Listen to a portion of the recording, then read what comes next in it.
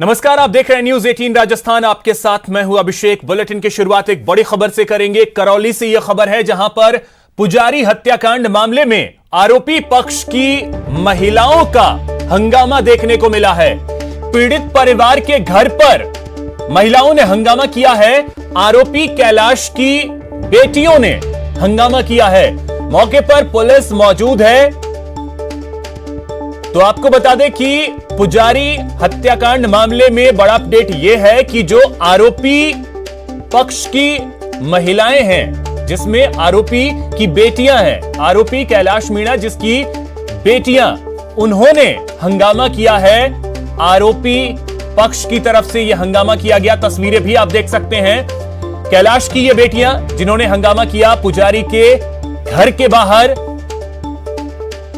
और पुलिस मौके पर मौजूद है।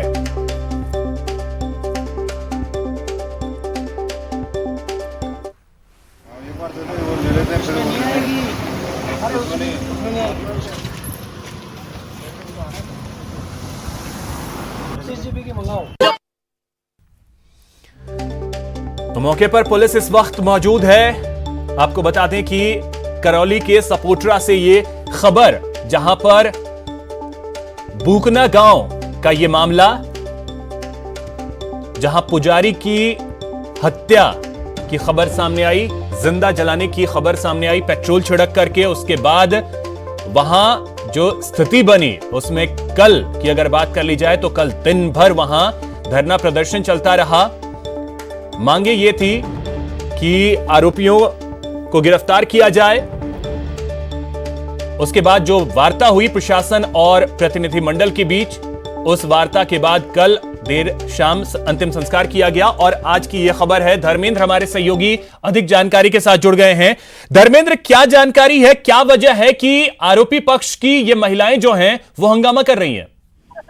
जी अभिषेक, बताना चाहूंगा कि आरोपी पक्ष की महिलाएं अचानक जब मीडिया यहाँ कवरेज कर रही थी, अचानक से सामने आ गई। मुख्य जो आरोपी कैलाश है, उसकी दो पुत्रियां और उसकी बहन, और मीडिया के सामने आकर जो मृतक है उस पर स्वयं ही आत्महत्या करने के आरोप लगाए, और अपने ऊपर आगे से कुछ जले हुए हाथों को दिखाते हुए उन्होंने ये साबित करना चाहा कि उन्होंने मृतक को बचाने का प्रयास किया।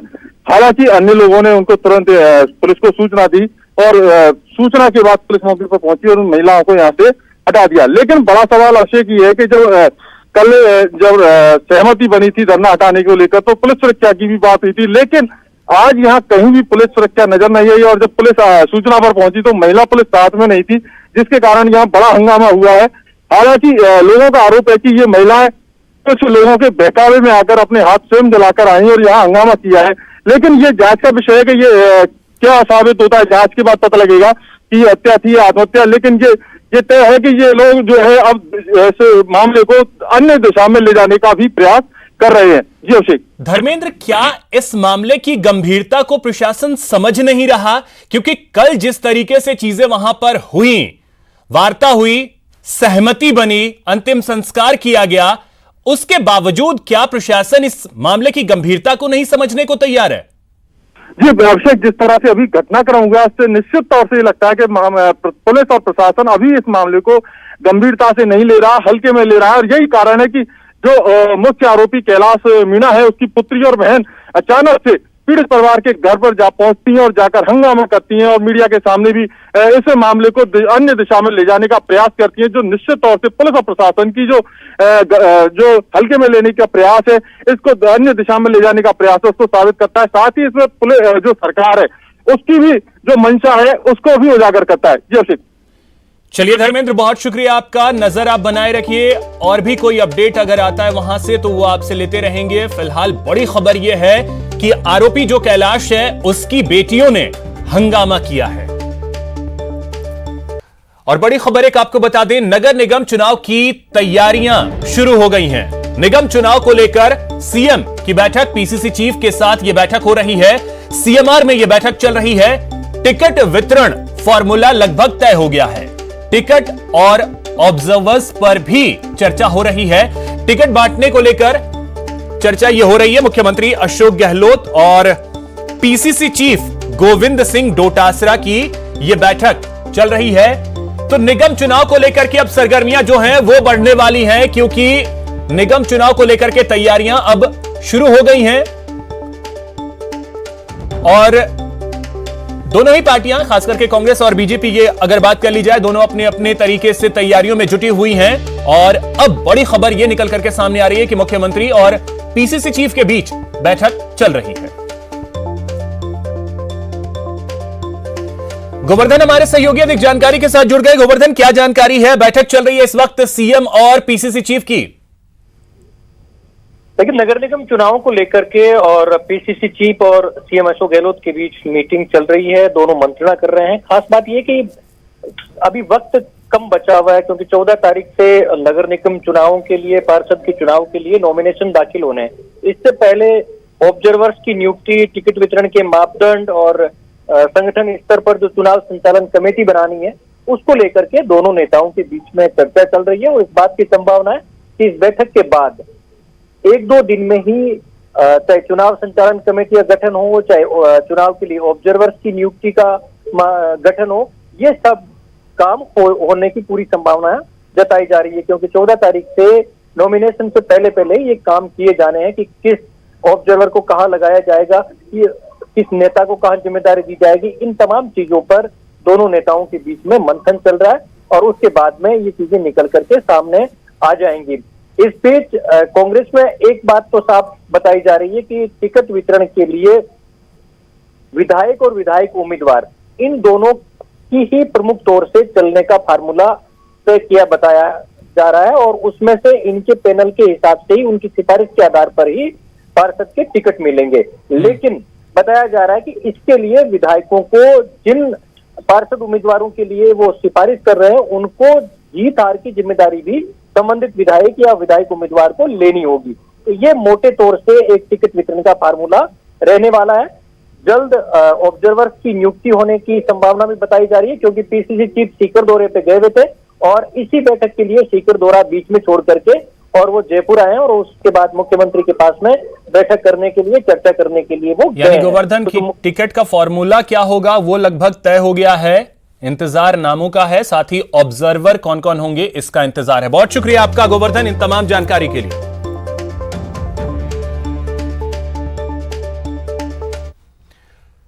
निगम चुनाव को लेकर कांग्रेस ने तैयारी शुरू कर दी है। कांग्रेस जल्द ऑब्जर्वर की नियुक्ति करेगी। मुख्य सचेतक महेश जोशी ने कहा कि निगम चुनाव में कांग्रेस बेहतर प्रदर्शन करेगी। प्रदेश में 6 नगर निगम चुनावों के कार्यक्रम की घोषणा के साथ ही अब टिकटों के दावेदारों का नेताओं के यहां आना जाना शुरू हो गया है। सभी दावेदार अपने अपने आकाओं के यहां टिकटों के लिए चक्कर काट रहे हैं। इस पूरे मसले पर चर्चा करने के लिए हमारे साथ जयपुर के वरिष्ठ कांग्रेस नेता और सरकारी मुख्य सचेतक महेश जोशी हैं। महेश जी, पार्टी पहली बार चुनाव में ऐसा मौका है जब संगठन पदाधिकारी नहीं है, बिना संगठन पदाधिकारियों के चुनाव मैदान में उतरने जा रही है।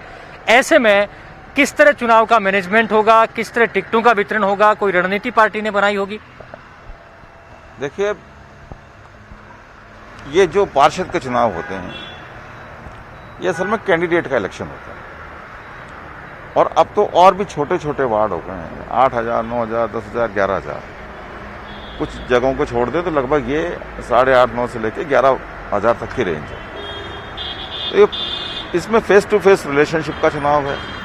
जो लोग चुनाव लड़ते हैं उनको स्थानीय सारे लोग जानते हैं, वो सब लोगों को जानते हैं। तो सबसे पहली बात तो ये, इसके अंदर या तो प्रदेश स्तर पर स्ट्रेटेजी बनती है और चूंकि अभी सिर्फ 3 जिलों में चुनाव हो रहे हैं, 6 नगर निगम के चुनाव हो रहे हैं, तो स्ट्रेटेजी बनाने में कोई प्रॉब्लम नहीं। जो नियम बनेंगे उसके हिसाब से, जो मानदंड बनेंगे उसके हिसाब से टिकट वितरण होगा। जहां तक जिला कार्यकारिणी का सवाल है, टिकट वितरण में हमेशा ऑब्जर्वर महत्वपूर्ण व्यक्ति होता है, जो प्रदेश कांग्रेस कमेटी अपॉइंट करती है। ऑब्जर्वर की भूमिका महत्वपूर्ण होती है। ऑब्जर्वर सबसे राय लेके संगठन होता है तब भी, और संगठन आज नहीं है तो भी ऑब्जर्वर सबसे राय लेके अपना जो है जो सूची बनती है टिकटों की, उस सूची का निरीक्षण परीक्षण करते हैं और उसके बाद टिकटों की घोषणा होती है। प्रदेश कांग्रेस कमेटी टिकटों की घोषणा करती है। तो इसमें कोई बहुत इसलिए फर्क नहीं पड़ेगा। एक तो सारे जो चुनाव लड़े लोग हैं, वो जो पूर्व पदाधिकारी हैं, जो प्रदेश कांग्रेस कमेटी में जिले से जो पदाधिकारी रहे हैं वो लोग, और हमारे पूर्व पार्षद, हम सारे लोग मिलकर, ब्लॉक कांग्रेस कमेटी के पूर्व अध्यक्ष, वार्ड के पूर्व अध्यक्ष, हम लोग मिलकर ठीक तरीके से पीसीसी के दिशा निर्देशों की पालना करते हैं, टिकट वितरण ठीक तरीके से कर लेंगे। और जैसा मैंने कहा, चुनाव जो है, ये चुनाव फेस टू फेस रिलेशन का चुनाव है, तो ये चुनाव पूरा का पूरा ये डिपेंड करता है कैंडिडेट पे। इसलिए आपने देखा होगा कई बार हमने सरकार बनाई 2008 में, 2009 में जयपुर से एमपी में बना, 2009 में हमने कांग्रेस का मेयर जिता लिया, लेकिन उसके बावजूद भी बोर्ड में हम नहीं जिता पाए। उसका कारण ही ये था कि ये एक जो पार्षदों को चुनाव होते हैं वो एक अलग तरीके के चुनाव होते हैं। लेकिन इस बार मुझे पूरी उम्मीद है कि हम जयपुर नगर निगम में दोनों जो निगम बने हुए हैं, हेरिटेज और ग्रेटर, दोनों जगह हमारा बोर्ड बनाने में कामयाब होंगे। खूब विकास के काम किए हैं, खूब राहत के समय में जनता को उपलब्ध रहे हैं, राहत सामग्री उपलब्ध कराई है, राशन उपलब्ध कराया, जो सेवा हो सकती है वो सारी सेवा करने हमने की है। जनता देख रही है और जयपुर की जनता कांग्रेस को मौका देगी, ये मेरा विश्वास है। कैमरा पर्सन राजकुमार के साथ गोवर्धन चौधरी, न्यूज 18 राजस्थान, जयपुर। एक तरफ चुनाव को लेकर बैठक चल रही है तो वहीं दूसरी तरफ नेता जीत के दावे कर रहे हैं। परिवहन मंत्री प्रताप सिंह खाचरियावास ने कहा कि सभी निगम में कांग्रेस की बोर्ड बनेगी। हमारे साथ परिवहन मंत्री प्रताप सिंह खाचरियावास मौजूद हैं। प्रताप सिंह जी, ये पहली बार देखने में आ रहा है कि पार्टी के पास संगठन के पदाधिकारी नहीं है और आप चुनाव मैदान में उतर रहे हैं। नगर निगम चुनाव कांग्रेस के लिए चुनौती इसलिए भी माने जाते हैं क्योंकि शहरों में आरएसएस और बीजेपी का परंपरागत वोटर माना जाता है। किस तरह की रणनीति के साथ कांग्रेस राजधानी जयपुर में चुनाव में उतरेगी?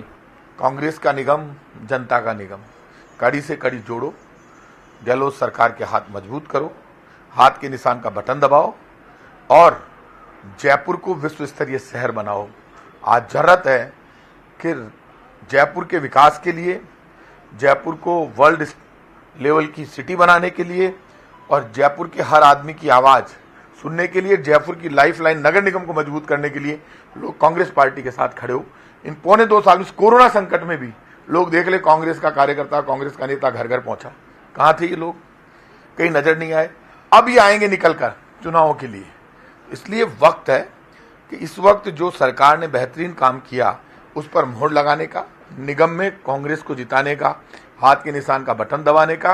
और मुझे भरोसा है कि जयपुर नगर निगम, हेरिटेज और ग्रेटर हम जीतेंगे और सारे निकाय जहां चुनाव हो रहे हैं वहां हम जीतेंगे और जनता का आशीर्वाद हमको मिलेगा। क्योंकि गांव हो, शहर हो, गरीब हो, खेत हो, खलियान हो, सब जगह काम हमारा बोल रहा है। ऐसे समय में चुनाव हो रहा है जब किसान बिल के विरोध में पूरे देश में आवाज उठ रही है। इस वक्त सब जानते हैं कि आम आदमी, कर्मचारी, व्यापारी, मजदूर, किसान और विद्यार्थी कमजोर हुआ है, बेरोजगारी बढ़ी है। केंद्र सरकार के काम कहीं नजर नहीं आते, लेकिन राज्य की गहलोत सरकार विपरीत परिस्थितियों में सरकार बचाकर इस सरकार ने जनता के साथ की सेवा के लिए अपना सब कुछ दांव पर लगा रखा है। हमें भरोसा है इस वक्त आने वाले 3.5 वर्ष तक अच्छा शासन हो, जनता की सेवा करने के लिए कांग्रेस का कार्यकर्ता, कांग्रेस का पार्षद काम कर सके, बहाना नहीं कर सके। बीजेपी वाले तो बहानेबाज है हमेशा से। वो कहेंगे भाई साहब अभी तो बातें करेंगे, हम काम कराएंगे। कहां से कराएंगे? सरकार तो हमारी है। कड़ी से कड़ी जुड़ेगी निगम में कांग्रेस, राज्य सरकार कांग्रेस, तभी तो कहा निगम तो लोकल बॉडी है तो हमारे ही अंडर में। मुझे भरोसा है कि हम जीतेंगे, हमारा उत्साह बढ़ाएंगे और जयपुर में चाहे सिविल लाइन्स हो चाहे और विधानसभा क्षेत्र, ऐतिहासिक काम हमने करके दिखाया है। मुझे भरोसा है हमारे ऐतिहासिक काम को देखकर वोट हमको मिलेगा। काम के आधार पर कड़ी से कड़ी जोड़ने के नारे के साथ हम जाएंगे और मुझे पक्की उम्मीद है जयपुर का ग्रेटर निगम और जयपुर का हेरिटेज नगर निगम हम जीतेंगे। और पूरे प्रदेश का जहां तक सवाल है, सब जगह हमारा कार्यकर्ता जोश में, उत्साह में है और हर व्यक्ति ये चाहता है कि काम वो सरकार करे जो पौने 2 वर्ष में लोगों के बीच में रहकर काम कर रही है। उसी काम के आधार पर हमारी जीत हमें तय लगती है। तो शहर की सरकार के चुनाव के लिए बीजेपी ने भी तैयारियां शुरू कर दी हैं। चुनाव में स्थानीय प्रत्याशियों को तरजीह मिलेगी तो मंडल चुनाव प्रभारी टिकट चाहने वालों से मुलाकात करेंगे। प्रत्याशियों पर अंतिम फैसला चुनाव समिति करेगी। वहीं बीजेपी प्रदेश अध्यक्ष सतीश पूनिया ने दावा किया है कि 6 निगमों की 560 सीटों पर बीजेपी बहुमत के साथ जीतेगी। इसमें 6 नगर निगम चुनावों की घोषणा के साथ ही नेताओं के यहां पर टिकटार्थियों का मेला जुटना शुरू हो गया है। अभी हम भाजपा प्रदेश अध्यक्ष सतीश पूनिया के आवास पर है उनसे जानेंगे कि बीजेपी खासतौर से इन इलेक्शन में, क्योंकि प्रदेश में सत्ता कांग्रेस के पास है और विपक्ष में भाजपा है, तो इन 6 नगर निगमों को चुनाव को जीतने के लिए क्या रणनीति अपनाने वाली है। 6 नगर निगम के चुनाव है, 3 बड़े शहरों को 2-2 भागों में बांट के 6 नगर निगम बनाए हैं। क्या रणनीति रहेगी आपकी जीतने की? जीतने के लिए तो कांग्रेस ने हमारा काम काफ़ी आसान कर रखा है, क्योंकि 20 महीने की जो सरकार थी उसमें समग्र तरीके से विफल रही है। लेकिन खास तौर पर जो शहरी निकाय हैं, उन शहरी निकायों का यदि तुलनात्मक अध्ययन करेंगे तो भारतीय जनता पार्टी का जब जब शासन रहा है इन शहरों को एक नया रूप दिया। जितना बजट है उसके 2 गुना बीजेपी ने अपने रिजीम में खर्च किया। ये लोग केंद्र के दिए हुए पैसे को, चाहे RUIDP का हो चाहे स्मार्ट सिटी का हो, उन प्रोजेक्ट्स को भी पूरा नहीं कर पा रहे थे। दूसरा, शहरों में मुद्दा होता है सफाई का, रोशनी का, इसके लिए पूरे तरीके से विफल हैं। और एक तरीके से प्रतिशोध की राजनीति की, और जिस तरीके से कोरोना के कालखंड में शहरों में, और ये 3 बड़े शहर हैं जहाँ पे कोरोना का सर्वाधिक प्रकोप रहा और सरकार उसको रोकने में विफल रही। बड़ी बात यह थी कि चुनाव जीतने के लिए एक पूरी राजनीति होती है, पूरी एक प्रक्रिया होती है, उसके तहत चुनाव जीतने का होता है। सबसे बड़ा काम होता है टिकट कैसे बांटें, किस तरह से बीजेपी अपने टिकटार्थियों को, क्योंकि बहुत इन 6 नगर निगमों के चुनावों के अंदर 560 सीटें हैं, इनको किस तरह से डिवाइड करेगी, कि कैसे वो बांटने वाली है, क्या प्रक्रिया रहेगी बीजेपी की? 3 शहर हैं जिसमें 2 की बैठकें मैं खुद कर चुका, जोधपुर और कोटा की। आज जयपुर की करूंगा, और उसमें सभी कार्यकर्ताओं से राय लेके, टिकट वितरण से लेके, चुनाव प्रबंधन से लेके, चुनाव अभियान से लेके, उन सब चीज़ों की चर्चा करेंगे।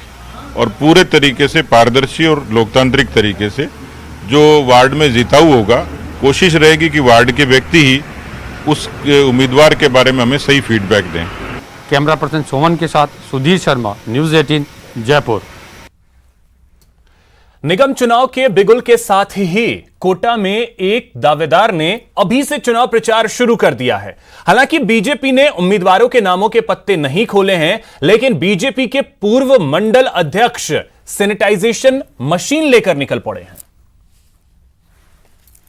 नगर निगम चुनाव का बिगुल बज गया है और बिगुल बजने के साथ ही प्रत्याशियों ने मैदान में कूदने का सिलसिला भी शुरू हो गया है। इस वक्त हम कोटा के छावनी क्षेत्र में हैं और आप देख सकते हैं ये है वार्ड नंबर 42 से दावेदार हेमचंद साकेवाल, जो बीजेपी के छावनी मंडल के पूर्व अध्यक्ष हैं और इन्होंने दावेदारी की है। लेकिन कोरोना संक्रमण के चलते इन्होंने जो संकल्प लिया है चुनाव लड़ने का, वो आप देख सकते हैं किस तरह से ये सैनिटाइजर मशीन जो है इन्होंने बांधी हुई है। और इनका कहना है कि ये जिस गली में भी पहुंचेंगे, जिस घर में भी ये जाएंगे प्रचार के लिए, पहले उस जगह को सैनिटाइज खुद अपने हाथों से करेंगे और उसके बाद वोट मांगेंगे। यानी कोरोना को लेकर पूरी तरह से मतदाताओं को भी जागरूक करेंगे और खुद भी जो है पूरी गाइडलाइन की पालना करेंगे। हालांकि अभी टिकट की घोषणा होने में देर है, अभी जो पार्टियां हैं उनके पैनल बन रहे हैं, लेकिन इन्होंने दावेदारी ठोक दी है और कह भी दिया है कि अगर टिकट मिलता है तो ठीक है, वरना ये निर्दलीय ही ताल ठोक देंगे।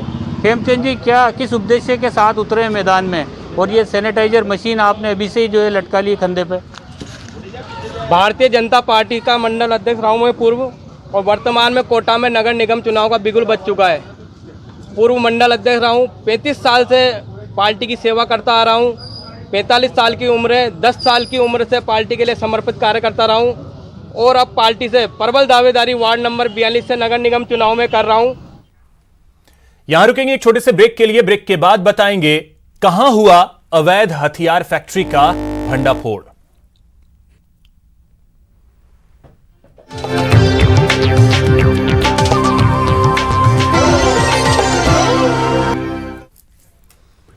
ब्रेक के बाद आपका स्वागत है। उदयपुर के अंबा माता थाना क्षेत्र के स्वरूप सागर किनारे अचानक फायरिंग होने से हड़कंप मच गया। बताया जा रहा है कि बाइक सवार 2 बदमाशों ने जावेद खान नाम के शख्स पर फायरिंग कर दी। हालांकि इस घटना में जावेद बाल बाल बच गया।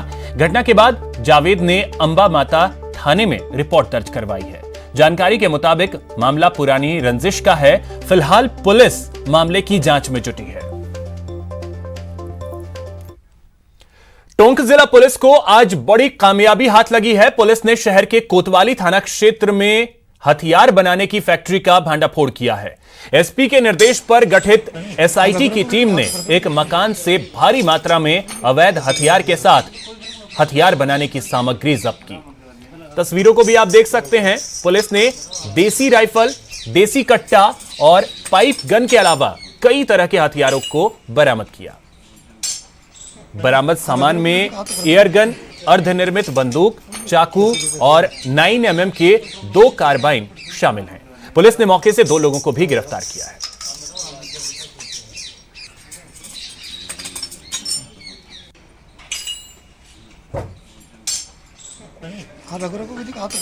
तो पुलिस को एक बड़ी कामयाबी हाथ लगी है और तस्वीरों को देख करके आप अंदाजा लगा सकते हैं कि अवैध हथियारों का एक जखीरा और एक फैक्ट्री का भांडाफोड़ किया है। 2 लोग पुलिस के हत्थे चढ़े हैं। पूछताछ की जा रही है दोनों से। ये अवैध हथियार बनाने के उपकरण और अवैध हथियार बरामद किए गए। एक बड़ी खबर आपको बता दें, एम्बुलेंस हड़ताल। चेतावनी पर अपडेट यह है कि कल एम्बुलेंस कर्मचारियों से वार्ता होगी। वार्ता के बाद हड़ताल को लेकर के फैसला लिया जाएगा। सोमवार से हड़ताल की चेतावनी इन्होंने दी हुई है, लेकिन आज परियोजना निदेशक, संयुक्त निदेशक अनिल पालीवाल ने कल सुबह 11 बजे वार्ता के लिए बुलाया है। एम्बुलेंस कर्मचारी यूनियन के पदाधिकारियों के साथ कल सुबह 11 बजे वार्ता होगी। मिशन निदेशक नरेश कुमार ठकराल के कार्यालय में यह वार्ता होगी, इसलिए अब हड़ताल का निर्णय वार्ता के बाद ही किया जाएगा।